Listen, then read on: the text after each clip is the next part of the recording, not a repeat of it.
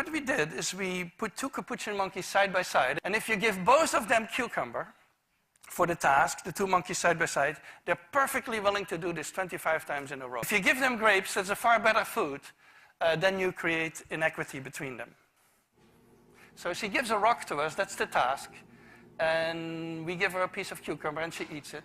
The other one needs to give a rock to us, and that's what she does. And she gets a grape, and she eats it. The other one sees that.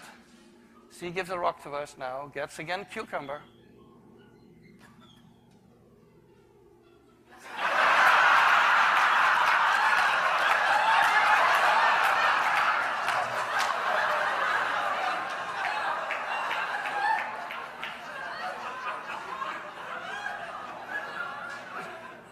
She tests the rock now against the wall. She needs to give it to us. And she gets cucumber again.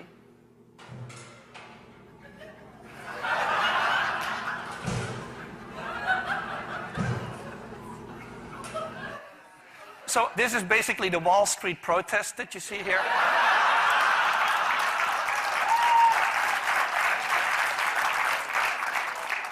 Let me tell you, I still have 2 minutes left. Let me tell you a funny story about this. This study became very famous, and we got a lot of comments, especially anthropologists, economists, philosophers. They didn't like this at all because they had decided in their mind, I believe, that fairness is a very complex issue and that animals cannot have it.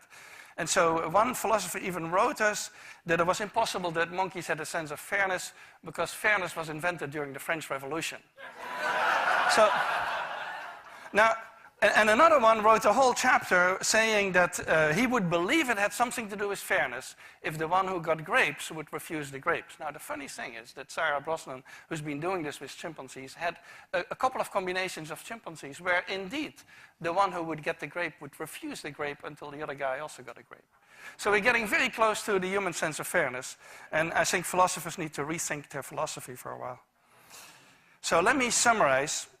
I believe there's an evolved morality. I think morality is much more than what I've been talking about, but it would be impossible without these ingredients that we find in other primates, which are empathy and consolation, pro-social tendencies, and reciprocity and a sense of fairness. And so we work on these particular issues to see if we can create a morality from the bottom up, so to speak, without necessarily God and religion involved, and to see how we can get to an evolved morality.